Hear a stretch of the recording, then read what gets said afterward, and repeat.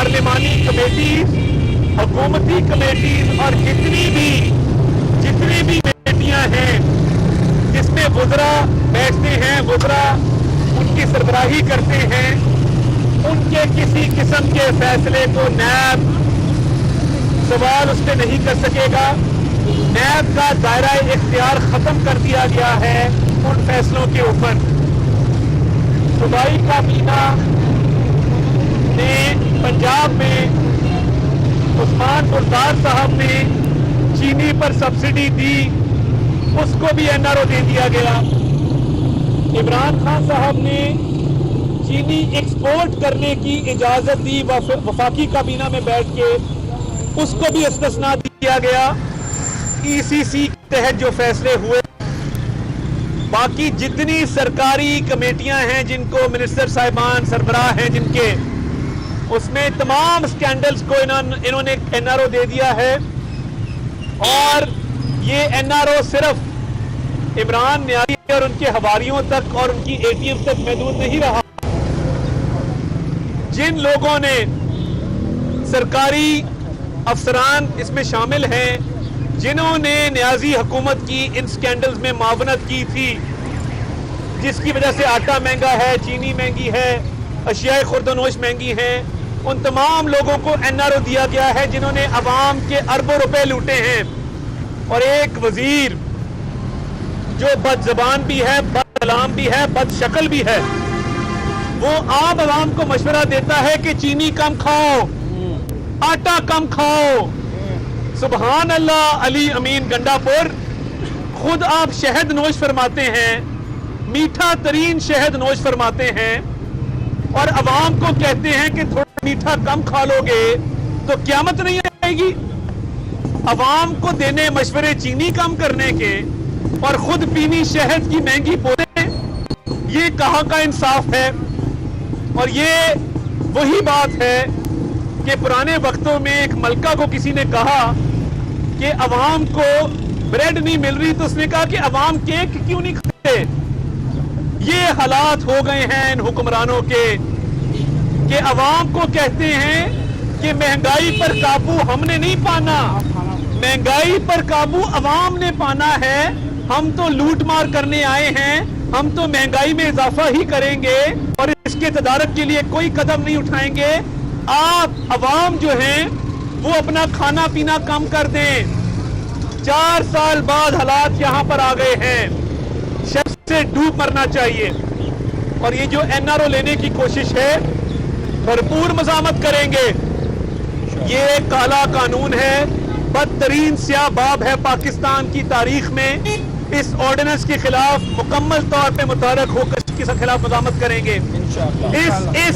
इस ऑर्डिनेंस के अंदर ऑपोजिशन को दीवार के साथ लगाने के लिए प्राइम मिनिस्टर ने एहतसाब की अदालतों के जजेस की तैनाती का इख्तियार अपने हाथ में कर लिया। और रिटायर्ड जजेस 68 इयर्स ऑफ एज, उनको एहतसाब अदालतों में प्राइम मिनिस्टर के मशवरे पर लगाया जाएगा।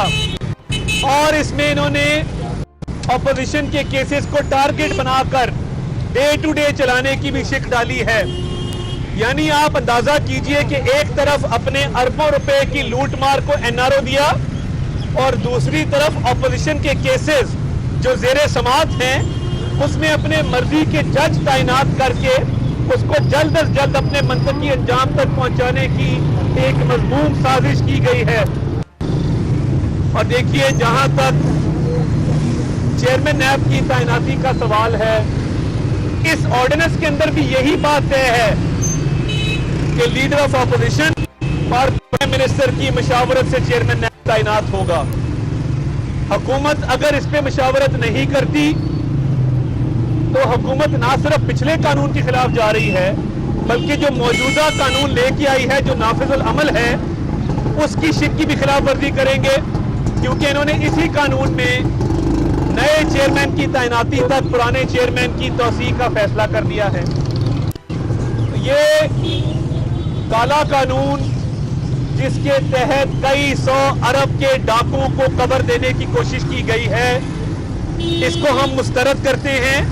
ये नामंजूर है آپ کو اس تمام گھپلوں کا عوام کی عدالت میں بھی اور قانون کی عدالت میں بھی جواب دینا ہوگا، اور آپ عوام سامنے جواب دے ہیں. ہم آپ کو بھاگنے نہیں دیں گے. آپ کو شہزاد اکبر نے جھوٹے کیسز بنوا کر، جھوٹی پٹیاں پڑھا کر پچھلے 4 سال قوم کے آپ نے ضائع کیے. چور ڈاکو کے نعروں کے اندر، اور خاموشی سے آپ کے لوگ ڈاکے ڈالتے رہے. تو یہ نیب کا قانون مسترد کرتے ہیں. اور جہاں تک ایف آئی اے کے کیس کا سوال ہے، شہباز شریف کبھی شیئر ہولڈر نہیں رہے، کبھی اس میں ایم ڈی نہیں رہے، چیف ایگزیکٹو نہیں رہے.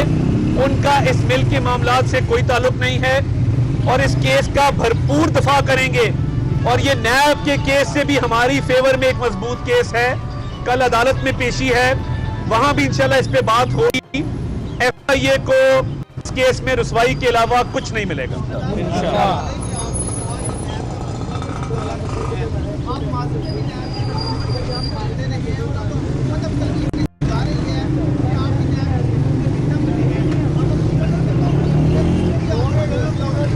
میں آپ کو ایک بات عرض کروں کہ جب نیب کا قانون ہماری دور حکومت میں اس میں ترمیم کرنے کی تجاویز لائی گئی، سب سے زیادہ مخالفت اس وقت کی تحریک انصاف کی اپوزیشن میں بیٹھے ممبران نے کی، عمران خان صاحب نے کی. دیکھیے، جب قوانین بنتے ہیں تو وہ پارلیمنٹ میں بننے چاہیے، وہ فلور آف دا ہاؤس بننے چاہیے. آرڈیننس کے تحت قانون سازی ویسے ہی ایک ناپسندیدہ عمل ہے، اور اس کے تحت آپ اپنے تمام اقدامات کو استثناء دے دیں، این آر او دے دیں، اربوں روپے کی چوری کو کور دے دیں. یہ ہم کسی صورت نہیں ہونے دیں گے. الزام ہمارے پہ لگاتے تھے کہ ہم 32 شکیں لے کے آئے ہیں. یہ تو تقریباً 46 شکیں ایسی ہیں اس کے اندر جس میں بائی نیم حکومت کے وزراء اور مشیروں کو ان کے لیے یہ قوانین بنائے گئے ہیں، اور person specific legislation is rejected.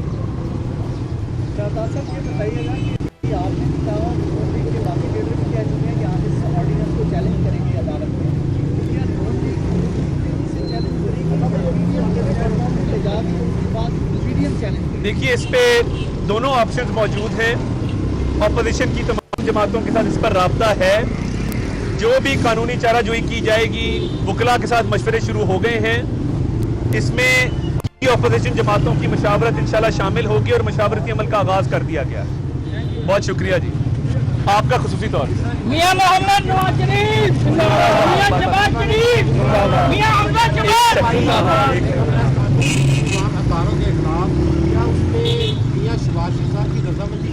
دیکھیے، کل ان سے یہ سوال کیا گیا تھا، انہوں نے اس کا جواب یہ دیا کہ یہ میرا کیس ہے، اور میں نے جو اس کیس کے حوالے سے مناسب سمجھا وہ میں حقائق سامنے لائی ہوں، اور وہ اس پہ آلریڈی سوال کا جواب دے چکی.